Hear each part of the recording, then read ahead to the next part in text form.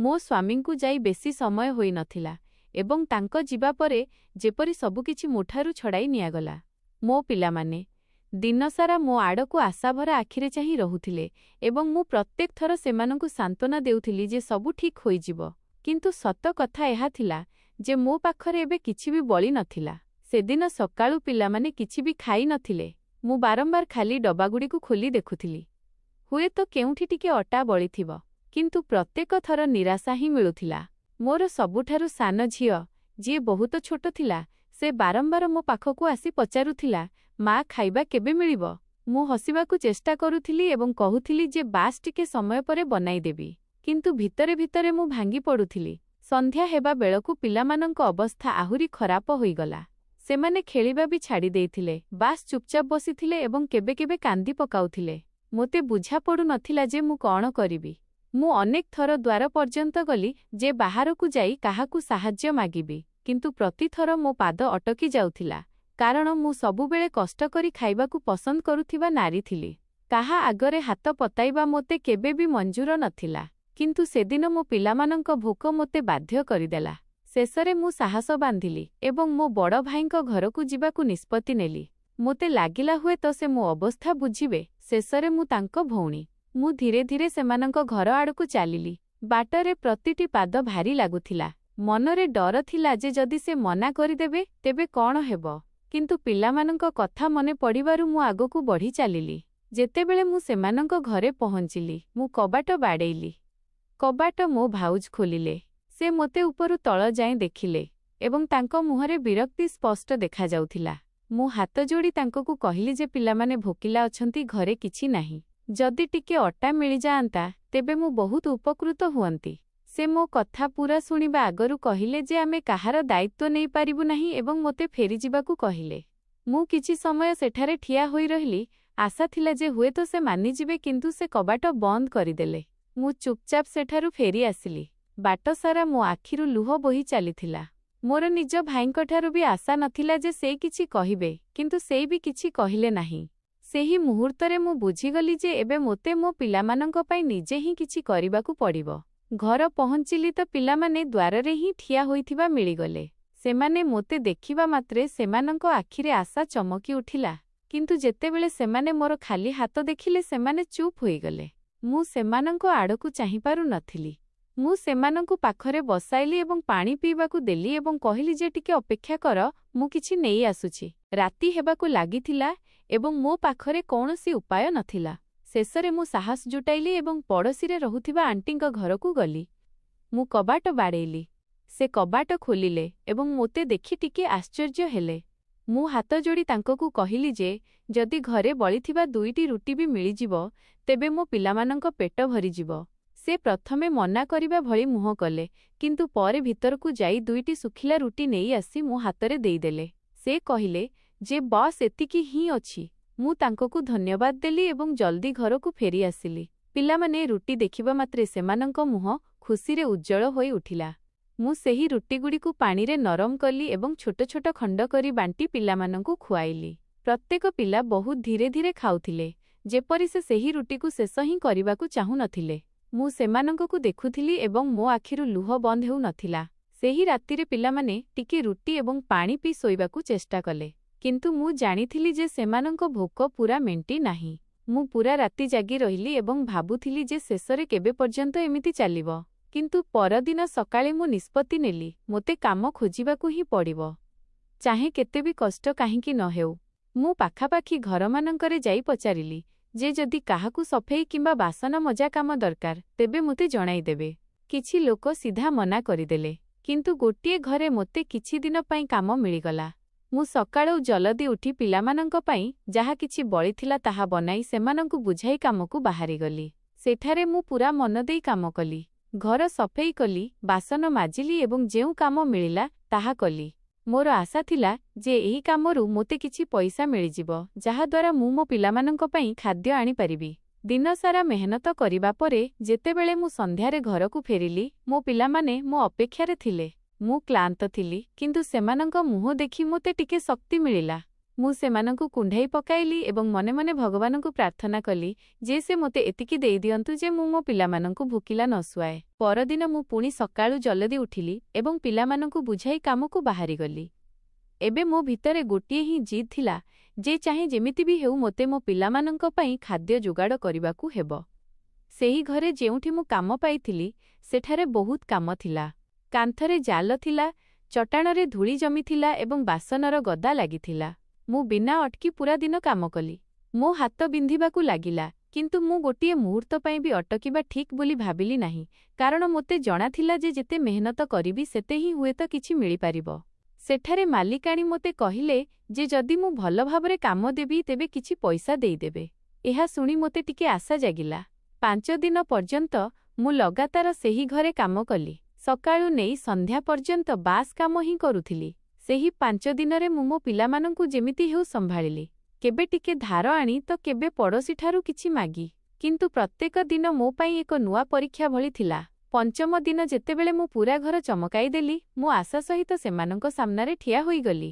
ସେମାନେ ମୋତେ କିଛି ପଇସା ଦେଲେ, କିନ୍ତୁ ସେ ସେତିକି ନଥିଲା ଯେତିକି ମୋର ଆଶା ଥିଲା। ମୁଁ ସାହସ କରି ସେମାନଙ୍କୁ କହିଲି ଯେ ମୁଁ କେତେ ଦିନ ପର୍ଯ୍ୟନ୍ତ ମେହନତ କରିଛି, ଯଦି ଆଉ ଟିକେ ମିଳିଯାଆନ୍ତା ତେବେ ମୋ ପିଲାମାନଙ୍କ କାମରେ ଆସିଯାଆନ୍ତା। ସେ ବିରକ୍ତ ହୋଇ କହିଲେ ଯେ ଯେତିକି ଦେଇଛି ସେତିକି ହିଁ ଯଥେଷ୍ଟ।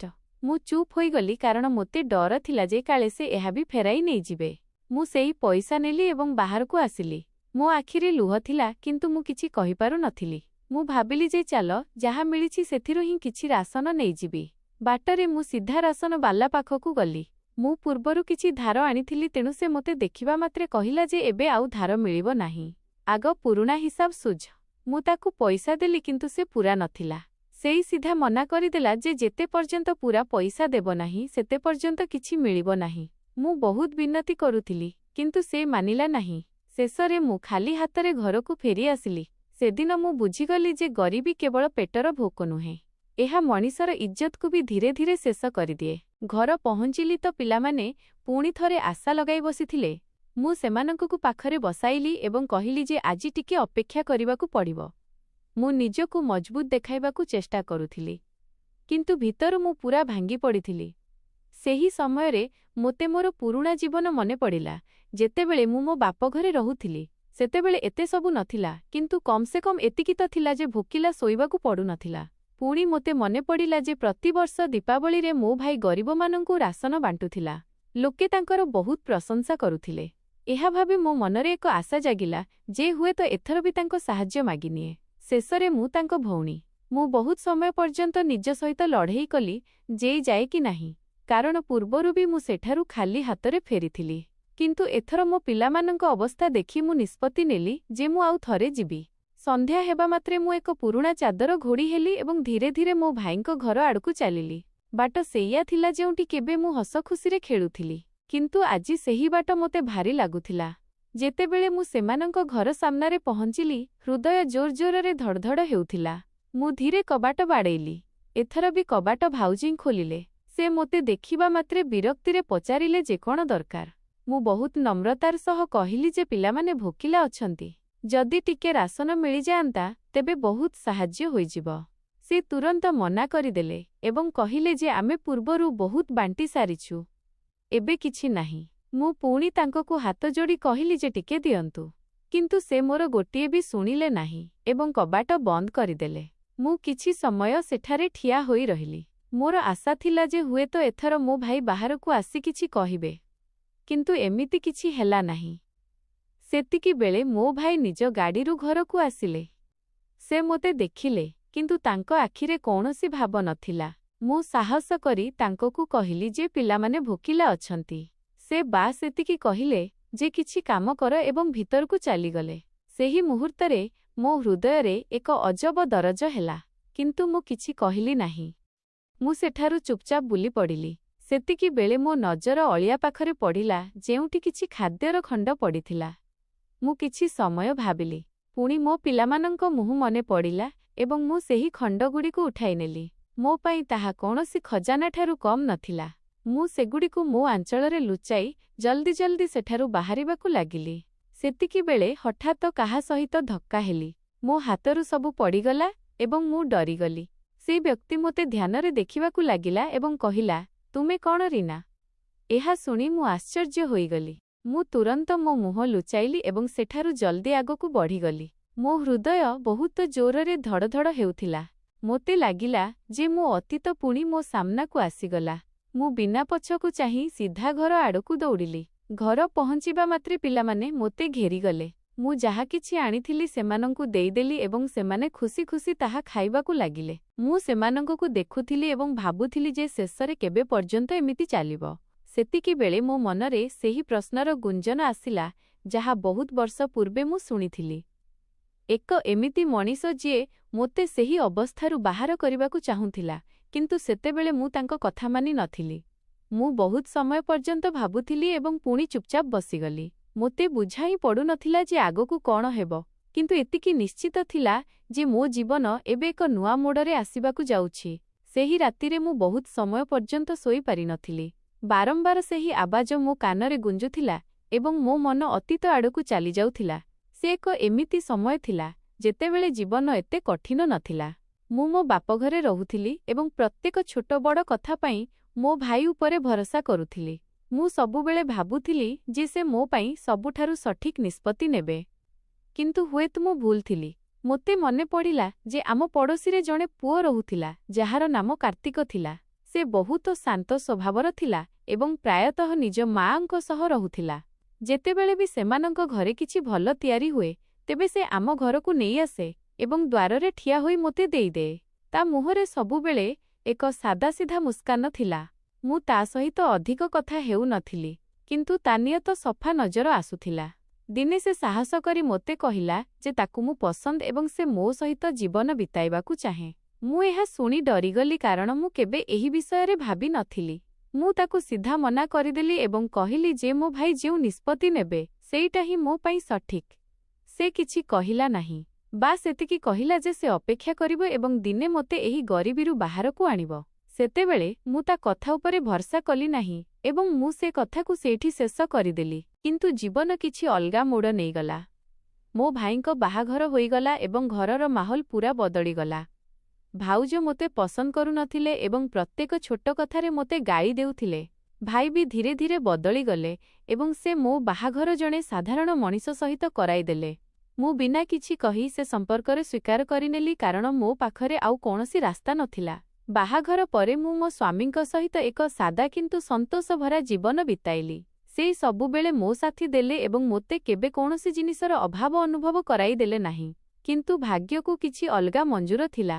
ଦିନେ ସେ କାମକୁ ଗଲେ ଏବଂ ଫେରିଲେ ନାହିଁ। ସେହି ଦୁର୍ଘଟଣା ମୋ ପୂରା ଦୁନିଆ ବଦଳାଇ ଦେଲା। ମୁଁ ଏକୁଟିଆ ରହିଗଲି, 4ଟି ଛୋଟ ପିଲାଙ୍କ ସହିତ ଏବଂ ତାପରେ ଯେଉଁ ସଂଘର୍ଷ ଆରମ୍ଭ ହେଲା ତାହା ଆଜି ପର୍ଯ୍ୟନ୍ତ ଶେଷ ହୋଇନାହିଁ। ମୁଁ ଏହି ଚିନ୍ତାରେ ବୁଡ଼ିଥିଲି ଯେ ହଠାତ୍ ଦ୍ୱାରରେ କବାଟ ବାଡ଼େଇବା ଶବ୍ଦ ହେଲା। ମୁଁ ଡରିଗଲି କାରଣ ରାତି ସମୟ ଥିଲା। ମୁଁ ଧୀରେ କବାଟ ଖୋଲିଲି ତ ସାମ୍ନାରେ ସେହି ମଣିଷ ଠିଆ ହୋଇଥିଲା ଯାହା ସହିତ ମୁଁ ବାଟରେ ଧକ୍କା ହୋଇଥିଲି। ମୁଁ ଧ୍ୟାନରେ ଦେଖିଲି ତ ସେ କାର୍ତ୍ତିକ ହିଁ ଥିଲା। ଏତେ ବର୍ଷ ପରେ ତାକୁ ଦେଖି ମୁଁ ଆଶ୍ଚର୍ଯ୍ୟ ହୋଇଗଲି। ତା ମୁହଁରେ ଏବେ ଆତ୍ମବିଶ୍ୱାସ ଥିଲା ଏବଂ ତା ଜୀବନ ବି ବଦଳି ଯାଇଥିବା ଲାଗୁଥିଲା। ସେ ଧୀରେ କହିଲା, କ'ଣ ମୁଁ ଭିତରକୁ ଆସିପାରିବି? ମୁଁ ତୁରନ୍ତ ମନା କରିଦେଲି ଏବଂ କହିଲି ଯେ ମୁଁ ଏବେ ଏକୁଟିଆ ସ୍ତ୍ରୀ ଏବଂ କାହାକୁ ଭିତରକୁ ଆସିବାକୁ ଦେଇପାରିବି ନାହିଁ। ସେ ମୋ କଥା ବୁଝିଲା ଏବଂ ବିନା କିଛି କହି ଫେରିଗଲା। କିନ୍ତୁ ତା ଆଖିରେ ଚିନ୍ତା ସ୍ପଷ୍ଟ ଦେଖାଯାଉଥିଲା। ପରଦିନ ସକାଳେ ମୁଁ ମୋ କାମରେ ଲାଗିଥିଲି। ସେତିକିବେଳେ ପୁଣି କବାଟ ବାଡ଼େଇବା ଶବ୍ଦ ହେଲା। ମୁଁ କବାଟ ଖୋଲିଲି ତ କାର୍ତ୍ତିକ ଠିଆ ହୋଇଥିଲା। ଏଥର ତା ହାତରେ କିଛି ଥଳି ଥିଲା। ସେ ବିନା କିଛି କହି ସେହି ଥଳିଗୁଡ଼ିକୁ ଦ୍ୱାରରେ ରଖିଦେଲା ଏବଂ କହିଲା ଯେ ଏହା ପିଲାମାନଙ୍କ ପାଇଁ। ମୁଁ ତୁରନ୍ତ ମନା କଲି ଏବଂ କହିଲି ଯେ ମୋତେ କାହାର ସାହାଯ୍ୟ ଦରକାର ନାହିଁ। କିନ୍ତୁ ସେ ବହୁତ ଶାନ୍ତିରେ କହିଲା ଯେ ଏହା କୌଣସି ଅନୁଗ୍ରହ ନୁହେଁ, ବାସ୍ ଏକ ମଣିଷ ତରଫରୁ ଅନ୍ୟ ମଣିଷ ପାଇଁ ଛୋଟ ସାହାଯ୍ୟ। ସେ ଏହା ମଧ୍ୟ କହିଲା ଯେ ସେ ମୋ ଅବସ୍ଥା ବୁଝେ ଏବଂ ବାସ୍ ଏତିକି ଚାହେଁ ଯେ ମୋ ପିଲାମାନେ ଭୋକିଲା ନ ରୁହନ୍ତୁ। ତା ଶବ୍ଦ ଶୁଣି ମୋ ଆଖିରେ ଲୁହ ଆସିଗଲା। କିଛି କହିପାରିଲି ନାହିଁ। ସେତିକିବେଳେ ମୋ ପିଲାମାନେ ବାହାରକୁ ଆସିଲେ ଏବଂ ସେହି ଥଳିଗୁଡ଼ିକୁ ଦେଖି ଖୁସି ହୋଇଗଲେ। ସେମାନଙ୍କ ଖୁସି ଦେଖି ମୁଁ ନିଜକୁ ଅଟକାଇ ପାରିଲି ନାହିଁ ଏବଂ ମୁଁ ସେ ସାମଗ୍ରୀ ଭିତରେ ରଖିନେଲି। ସେହି ଥଳିରେ ଖାଇବା ପିଇବାର ସମସ୍ତ ଆବଶ୍ୟକ ଜିନିଷ ଥିଲା। ଅଟା, ଡାଲି, ଚାଉଳ, ତେଲ ଏବଂ ପିଲାମାନଙ୍କ ପାଇଁ କିଛି ମିଠାଇ ବି ଥିଲା। ମୁଁ ତୁରନ୍ତ ଖାଦ୍ୟ ତିଆରି କଲି ଏବଂ ଅନେକ ଦିନ ପରେ ମୋ ପିଲାମାନେ ପେଟ ପୂରା ଖାଇଲେ। ସେଦିନ ସେମାନଙ୍କ ମୁହଁରେ ଯେଉଁ ସନ୍ତୋଷ ଥିଲା ତାହା ମୋ ପାଇଁ କୌଣସି ବରଦାନଠାରୁ କମ୍ ନଥିଲା। ମୁଁ ବାରମ୍ବାର ଭଗବାନଙ୍କୁ ଧନ୍ୟବାଦ ଦେଉଥିଲି ଏବଂ ମନେ ମନେ କାର୍ତ୍ତିକ ପାଇଁ ପ୍ରାର୍ଥନା କରୁଥିଲି। କିଛିଦିନ ପରେ କାର୍ତ୍ତିକ ପୁଣି ଆସିଲା। ଏଥର ସେ ଦ୍ୱାରରେ ହିଁ ଠିଆ ହୋଇ ରହିଲା ଏବଂ କହିଲା ଯେ ଯଦି ମୁଁ ତାକୁ ଭରସା କରିବା ଯୋଗ୍ୟ ମନେକରେ ତେବେ ସେ ମୋ ଏବଂ ମୋ ପିଲାମାନଙ୍କ ଦାୟିତ୍ୱ ନେବାକୁ ଚାହେଁ। ତା କଥା ଶୁଣି ମୁଁ ଚୁପ୍ ହୋଇଗଲି। ମୋ ମନରେ ଅନେକ ପ୍ରଶ୍ନ ଥିଲା। ମୁଁ ତାକୁ ପଚାରିଲି ଯେ ତା ନିଜ ଜୀବନରେ କେହି ଅଛି କି ନାହିଁ। ସେ ହସି କହିଲା ଯେ ସେ ଏବେ ପର୍ଯ୍ୟନ୍ତ ଏକୁଟିଆ ଅଛି ଏବଂ ଯଦି ମୁଁ ଚାହେଁ ତେବେ ସେ ମୋ ସହିତ ଏକ ନୂଆ ଜୀବନ ଆରମ୍ଭ କରିବାକୁ ଚାହେଁ। ତା ଶବ୍ଦ ଶୁଣି ମୋ ହୃଦୟରେ ଏକ ଅଜବ ଶାନ୍ତି ଆସିଲା। ମୋତେ ଲାଗିଲା ଯେମିତି ଭଗବାନ ମୋ ପାଇଁ ଏକ ରାସ୍ତା ଖୋଲି ଦେଇଛନ୍ତି। ମୁଁ ମୋ ପିଲାମାନଙ୍କ ଆଡ଼କୁ ଚାହିଁଲି ଏବଂ ଭାବିଲି ଯେ ସେମାନଙ୍କୁ ଏକ ସାହାରାର ଦରକାର ଅଛି ଏବଂ ମୋତେ ବି। ମୁଁ ଅଧିକ ସମୟ ନେଲି ନାହିଁ ଏବଂ ତା କଥା ମାନି ନେଲି। ସେଦିନ ମୋତେ ଏମିତି ଲାଗିଲା ଯେମିତି ମୋ ଜୀବନ ଏକ ନୂଆ ମୋଡ଼ରେ ଆସିଯାଇଛି। କାର୍ତ୍ତିକ କଥା ମାନି ନେବା ପରେ ମୋ ଜୀବନ ଯେମିତି ଧୀରେ ଧୀରେ ବଦଳିବାକୁ ଲାଗିଲା।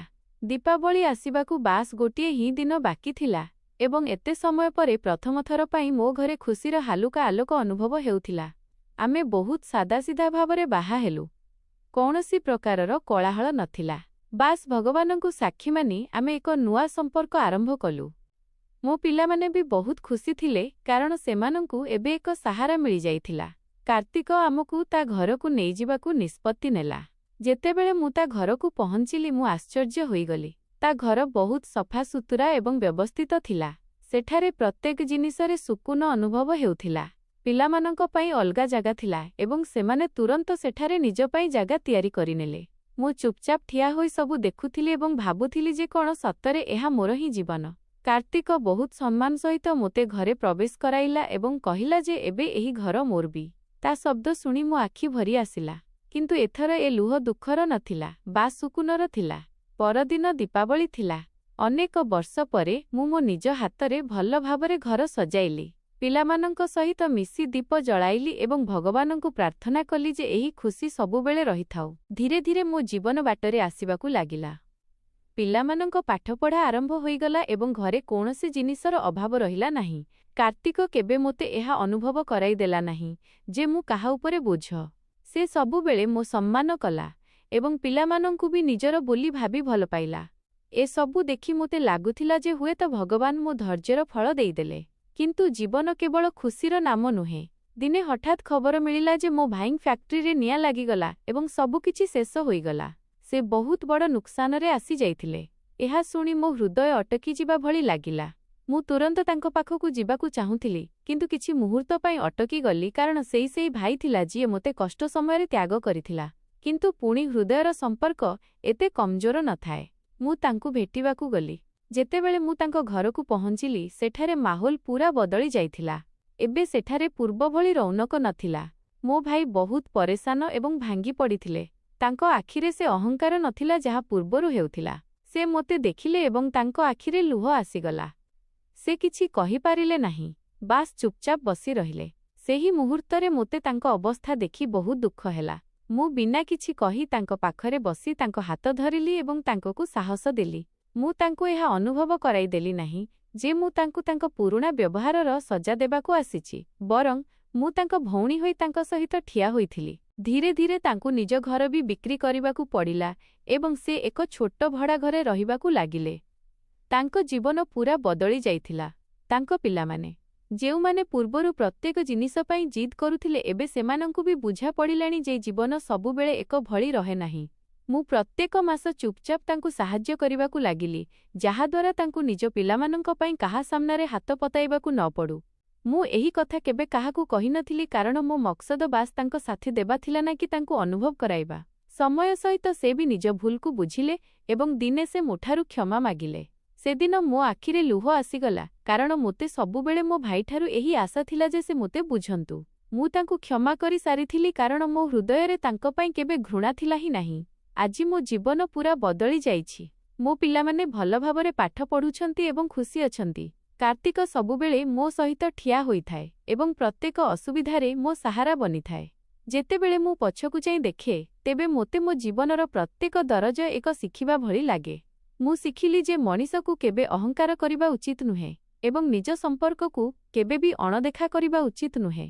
କାରଣ ସମୟ କେବେ ବଦଳିଯିବ ତାହା କେହି ଜାଣନ୍ତି ନାହିଁ। ଯଦି ସେ ସମୟରେ କାର୍ତ୍ତିକ ମୋ ଜୀବନରେ ଫେରି ନଥାନ୍ତା, ତେବେ ହୁଏତ ମୁଁ ଆଜି ବି ସେଇ ଅନ୍ଧାରରେ ଭଟକିଥାନ୍ତି। ଏଥିପାଇଁ ସବୁବେଳେ ଅନ୍ୟମାନଙ୍କୁ ସାହାଯ୍ୟ କରିବା ଉଚିତ, ବିଶେଷ କରି ନିଜ ପରିବାରକୁ, କାରଣ ସବୁଠାରୁ ଅଧିକ ହକ୍ ସେମାନଙ୍କର ହିଁ ଥାଏ ଏବଂ ଯଦି ଆମେ ନିଜ ଲୋକଙ୍କ ସାଥେ ଛାଡ଼ିଦେବୁ, ତେବେ ଦୁନିଆରେ କୌଣସି ସମ୍ପର୍କ ସତ ରହିବ ନାହିଁ। ଏହି କାହାଣୀ ବାସ୍ ମୋର ନୁହେଁ, ବରଂ ପ୍ରତ୍ୟେକ ସେହି ମଣିଷର ଯିଏ ଅସୁବିଧାରେ ଲଢ଼ି ଆଗକୁ ବଢ଼େ ଏବଂ ଶେଷରେ ଜିତ ସେହି ମଣିଷର ହିଁ ହୁଏ ଯିଏ ହାର ମାନେ ନାହିଁ। ତେବେ ଦୋସ୍ତମାନେ, କେମିତି ଲାଗିଲା ଆମକୁ ଆମ କାହାଣୀ କମେଣ୍ଟରେ ଜରୁର ଜଣାନ୍ତୁ।